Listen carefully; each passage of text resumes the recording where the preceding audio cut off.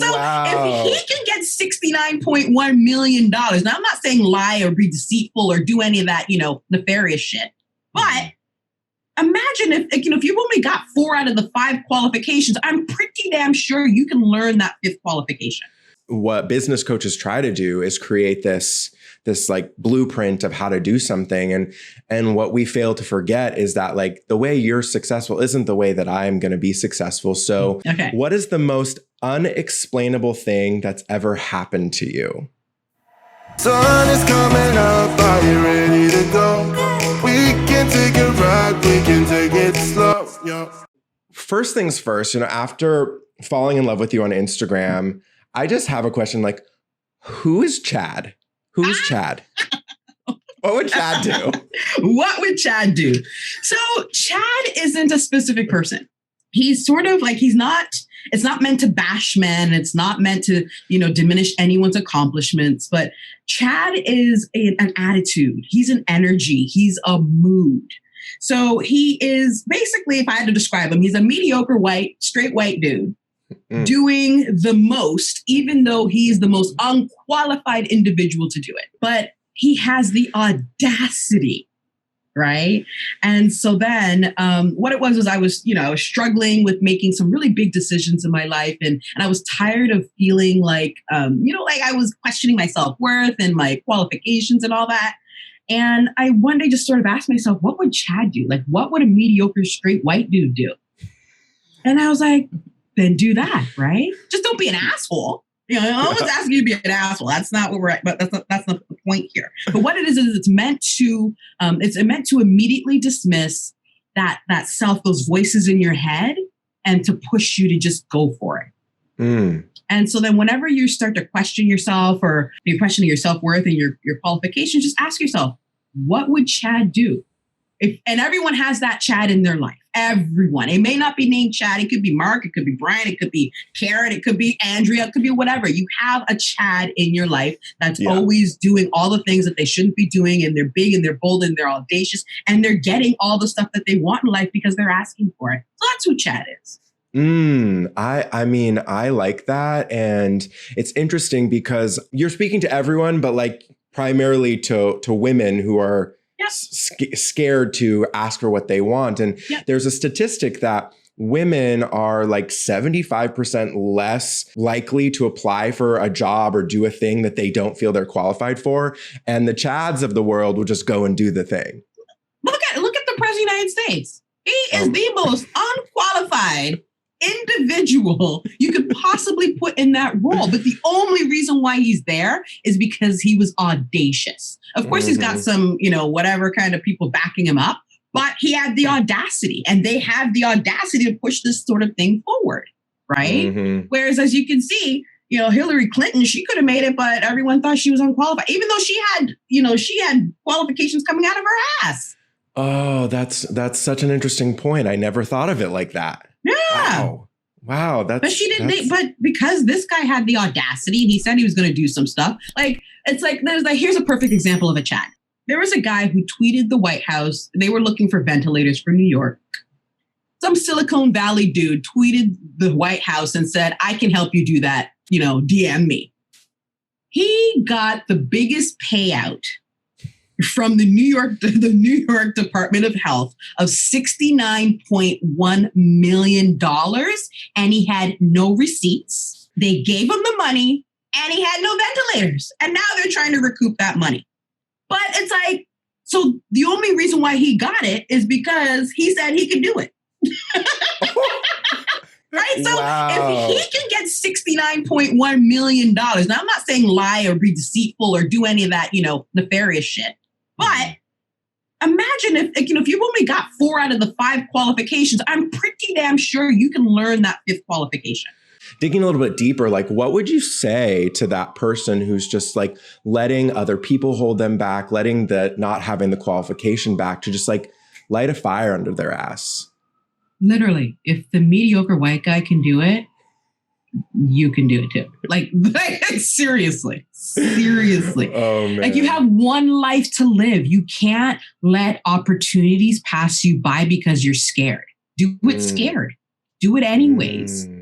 Right. Yes. So It'd be a shame for you to be, in your last days thinking about those opportunities that you let by because you were scared that you didn't have that one qualification, or you felt like, someone was going to say something about you, or, all these other things that you don't even know exist. Like, why cock block yourself?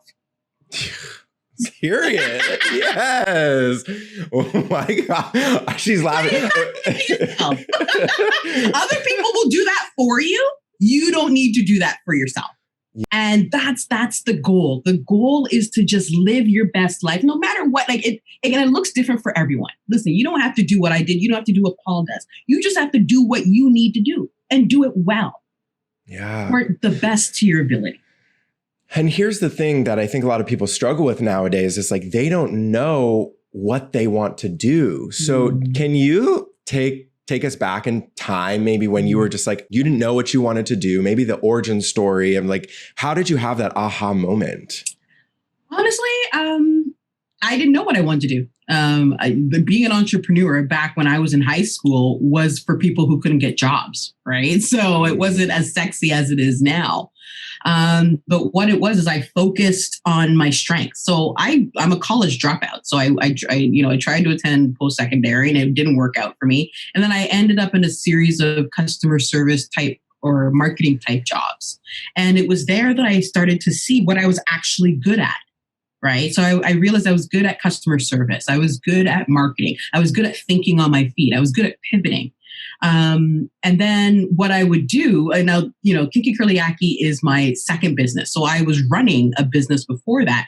And every single one of my businesses have been based on problem solving. So I'm a really good problem solver.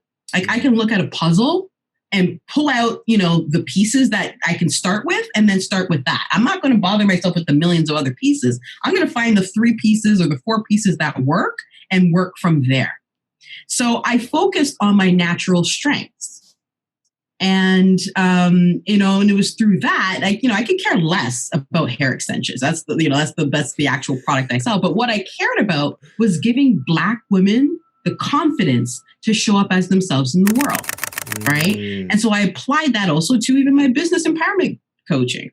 I'm not interested in helping you to get to $1 million. I mean, that's great if you do. What I'm interested in doing is giving you the confidence to grow your business and make your own decisions and feel confident about that. So I started to see what made me happy, what made me thrive. Like, so what you need to do is you need to pay attention to the things that make you happy, to the things that come naturally to you, to the things that bring you joy. And then once you see what that is, once you notice the pattern, focus and zone in on that and do that and do it to the best of your ability.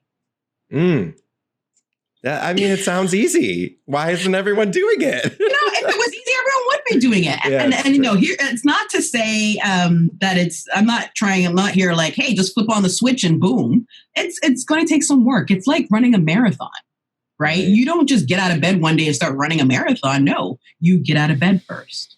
Then you put on your shoes. Then you tie your shoelaces. Then you we forgot to put clothes on, but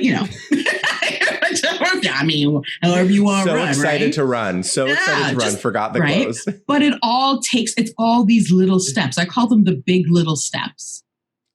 So just make sure, like, you're not trying to get to the top of the mountain tomorrow. You're trying, set a goal of, whatever it is. So if you want to lose weight, set a goal of, by the end of the year. Okay, well, what do you need to do? What's the little thing you can do every single day to get to that goal? Because really, it's all those little things that you do in between, all those habits that you create that will make you successful. Because you're not going to be motivated all the time. Motivation is fleeting because it's dependent on how you feel. But if you create these little steps, these little consistent things, these little habits every single day, it becomes a habit. And the key to success is consistency. So you're doing these things no matter how you feel. That's how you get to where you want to go.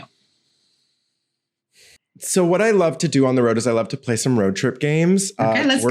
We're going to play my favorite game. Now, normally in the car I would have you choose a card, but we're playing one of my favorite games is called We're Not Really Strangers. And there's just like there's a question on this card, and I just picked a random one. And so I'm going to ask you this question. I'll answer it too, but I'll let you go first since you're the guest. Okay. What is the most unexplainable thing that's ever happened to you? My success. No, seriously, because I'm like, how the fuck did I get here? Like, I like, if there was a blueprint to sell, I would sell it, but I don't know how I did any of this shit. I just did it, and then it happened. I was like, I'm one of those people who just sort of, I jump off cliffs and figure out the parachute on the way down. I mean, that's great. I think that that's what business coaches try to do, is create this like blueprint of how to do something. And what we fail to forget is that like the way you're successful isn't the way that I'm going to be successful. So exactly. That's why I love how you're like an empowerment, confidence and success empowerment coach, because you're empowering people to do the thing that is going to make them successful, not just do the thing that made you successful. Vivian, this has been such a joy. Thank you so much for joining me on the road to self-love.